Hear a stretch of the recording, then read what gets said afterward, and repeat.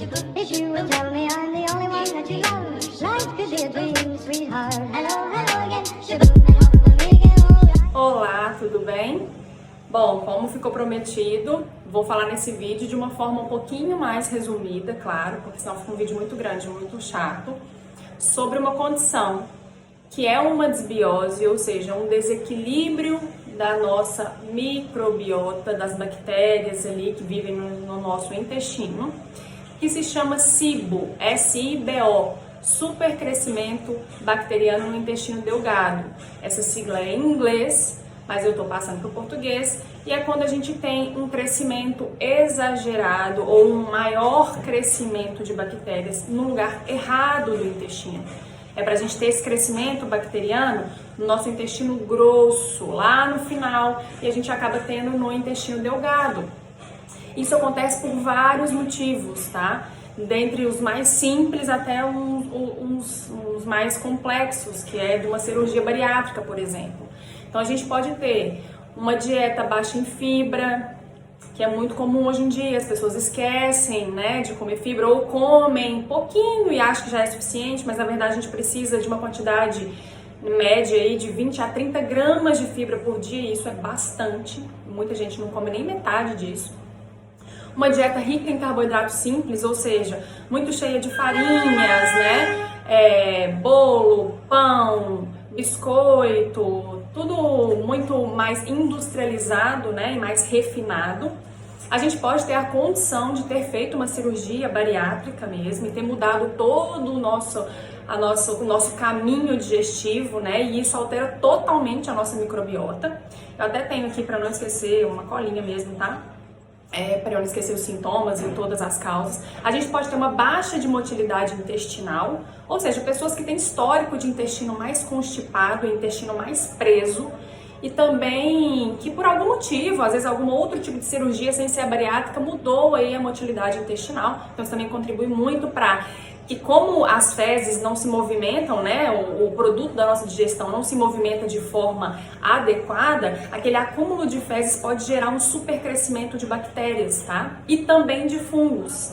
Então eu tô falando da SIBO, mas também temos a SIFO, que é o supercrescimento de fungos no intestino delgado.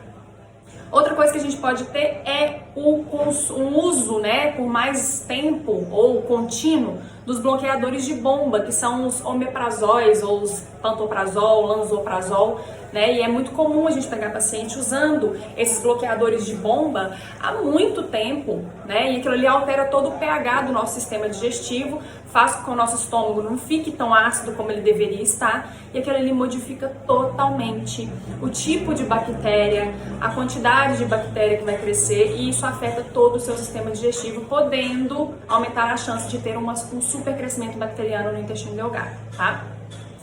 Uma outra questão muito importante é a alteração no metabolismo das gorduras. Às vezes alguém que já teve retirada, né, da vesícula, pessoas que não metabolizam muito bem, ou seja, não digerem muito bem gordura, tá? Podem ter aí um crescimento bacteriano, porque essa digestão dos sais biliares, né, essa produção e esse metabolismo dos sais biliares, ele está muito envolvido no nosso processo digestivo. Então, quando você tem isso de uma forma ou mais falha, ou mais lenta, ou para quem tirou a vesícula, não tem mais a vesícula ela serve como um dosador, sabe? Ela bloqueia uma liberação muito grande, então essas pessoas às vezes acabam ficando mais intolerantes com gordura, tem diarreia, tem, enfim, desconfortos digestivos, e isso pode alterar também a microbiota, elevando a chance de ter um supercrescimento bacteriano, tá?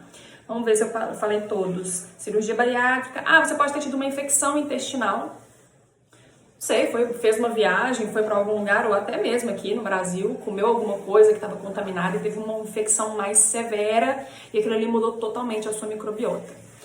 O que leva, gente? Qual que é o problema de ter um supercrescimento bacteriano no intestino delgado? Primeiro que está no lugar errado, então aquilo ali já vai criar uma forma totalmente diferente do sistema digestivo se comportar. Quando a gente tem um desequilíbrio de bactéria, isso é um tipo de desbiose, a gente tem vários outros tipos de desbiose, a gente simplesmente gera um ambiente muito mais inflamatório e um ambiente muito mais tóxico, porque essas bactérias, elas vão digerir ali o nosso alimento, inclusive elas vão pedir mais alimento, E a produção, né, o resultado dessa digestão dessas bactérias são metabólitos mais tóxicos e mais inflamatórios. Então isso pode fazer com que você desenvolva outras questões intestinais ou extraintestinais, como alergias respiratórias, alergias de pele, rosácea, estimulam a nossa produção de histamina, que é uma substância mais aí, ó, do sistema imune, dizendo que ele está alerta e preocupado com alguma coisa.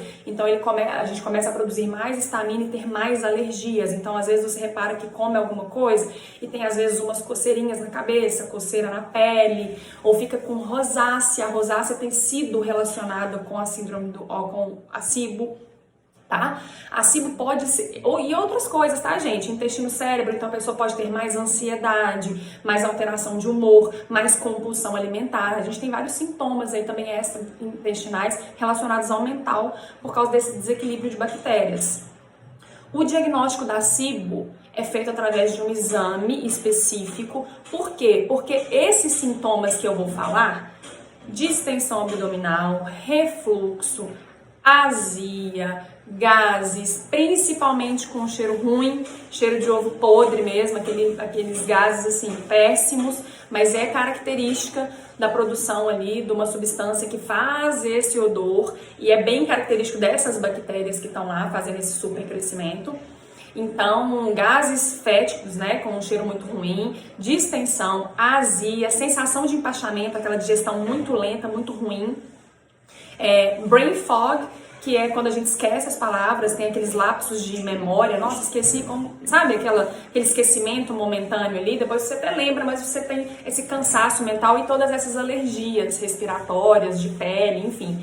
Então isso pode também ser confundido com síndrome do intestino irritável, com intolerância à lactose. Então, para que esse diagnóstico seja mais preciso, existe um exame que a gente faz em laboratório. Gente, tratamento de SIBO é nutricional e médico, tá? Tem que procurar um gastro, não é só fazer da nossa cabeça, porque é muito parecido com outras situações, então você pode acabar fazendo um tratamento errado. Então esse diagnóstico, ele é feito, chama hidrogênio expirado. A gente consome uma média aí de 50 a 100 gramas de glicose, tá? E aí você vai expirar num aparelho e ele vai medir a quantidade de hidrogênio expirado. Dependendo da quantidade desse hidrogênio, ela tem um valor, tá? E se ele fica num valor elevado, tem gente que rapidinho a gente consegue ver. Tem gente que não, esse exame não é tão preciso, ele não é padrão ouro, mas ele ajuda demais a identificar. E aí você já vê que aquela pessoa realmente está com supercrescimento, porque esse produto aí da sua expiração está com muito hidrogênio. Tá, então essa é uma das formas, isso é uma prescrição, né, médica, então tem que ser acompanhado com gastro. E aí a gente chega na parte aí das questões que a gente pode tratar, tá, a SIBO. Um tratamento clássico da SIBO, em muitos casos, é um tratamento com o uso de antibiótico, para conseguir controlar essa quantidade exagerada de bactérias ali no intestino. Mas a gente sempre tenta fazer um tratamento nutricional primeiro, para que a pessoa não tenha que entrar em contato com antibiótico, porque a gente sabe que isso também causa outros efeitos, né? O antibiótico ele é muito danoso para a mucosa digestiva em geral. E, né, para a nossa própria colônia intestinal, nossa microbiota. Então, a gente tenta primeiro fazer o tratamento nutricional, que é com o uso de fitoterápicos específicos, tá? Então, a gente tem muito tratamento legal, até em forma de chá, com chá de rooibos, chá verde, chá de gengibre, erva tulsi, são muito bons, chá de hortelã, chá de erva doce. Então, depende de outras características do paciente, tá, gente? Não é esse chá para todos esses para todo mundo. Então tem outros detalhes também que a gente observa, mas são chás muito bons porque eles têm uma capacidade ali de diminuir aquela quantidade de bactéria. Claro, não é igual um antibiótico, mas ajuda muito. A gente pode fazer extrato, né? Então usar, por exemplo, extrato pode usar a cúrcuma, berberina, que é muito usado para os tratamentos de qualquer questão de desbiose. O próprio própolis é muito usado, né? Uma tintura é muito usado aí para as questões digestivas e ajuda, quando você tem esse super crescimento, essas bactérias formam uma casinha que a gente chama de biofilme e isso às vezes impede que o antibiótico haja em cima delas e fica mais difícil, fica mais resistente ao tratamento. Então, Própolis ajuda, extrato de cranberry ajuda, a tintura de orégano ajuda, alcaçuz. Então tem várias formas da gente tratar, além de melhorar a qualidade da dieta. O protocolo Low Food Map, que é aquele protocolo de baixa fermentação, é muito indicado na SIBO. Tá? Então, dependendo do caso, a gente vai ter que fazer o protocolo por uma média de 8 semanas, 6 a 8 semanas, né? Colocar fibras boas na alimentação, porque pode ser, né, que aquela condição tenha acontecido por uma baixa diversidade ali, uma baixa quantidade de fibra, né, que a pessoa tenha costume de comer. Então, a gente tem que usar os fitoterápicos, substâncias anti-inflamatórias e digestivas, fazer uma dieta mais limpa, então retirar refinados, produtos industrializados, excesso de proteína animal. A gente tem que tomar muito cuidado com esse excesso de proteína animal, principalmente no período da noite. Regular o ciclo do sono. Não adianta dormir cada dia numa hora, acordo numa hora. Hoje eu almocei meio-dia, amanhã eu almocei 2h30. As bactérias, elas fazem turnos, porque elas também têm um ciclo de 24 horas. Então, se você bagunça o seu ciclo, você bagunça o ciclo delas. E aí vira uma zona, tá? Então, ter um ciclo bonitinho, sempre almoçar na mesma hora, jantar na mesma hora, acordar na mesma hora, praticar atividade física feita de forma moderada, não é exagerada. Ela também ajuda muito na modulação da nossa microbiota, tá? E uma outra coisa muito importante na SIBO é não ficar fazendo lanchinhos, ficar comendo toda hora. Isso só agrava essa característica do supercrescimento. Então, fazer aí 3 refeições ao dia, café da manhã, almoço, jantar. E claro, em alguns casos as pessoas não podem ficar muito tempo sem comer, ou às vezes tem uma rotina, tem um tipo de exercício, tem alguma coisa que faz ali, que não pode fazer só 3 refeições, não dá conta disso. Então, a gente faz de 3 a 4. Mais do que 4 não é legal para essa situação, tá? Então, eu tô falando mais da SIBO, mas é muito parecida com a SIFO, que é o supercrescimento de fungos no intestino delgado. Mas a base do tratamento é a mesma. Claro que depois isso vai ser mais detalhado de acordo com cada pessoa, cada sintoma, e isso junto com o acompanhamento médico, tá? Então, espero que eu tenha ajudado um pouquinho. Acho que eu falei tudo que eu queria, né? Os sintomas, esse exame, né, que a gente faz, que é o hidrogênio expirado, para ver se realmente é SIBO, porque você pode confundir com várias outras situações. E é muito comum, mais do que você imagina. Então, se você se identificou com esses sintomas, procure investigar mais. Não ache que isso é coisa normal, meu intestino é assim, meu digestivo é assim, porque não é. Sintomas digestivos nunca são normais, tá? Se eles estão alterados assim, tem alguma coisa errada aí na sua rotina. Então, espero que eu tenha ajudado e até o nosso próximo vídeo.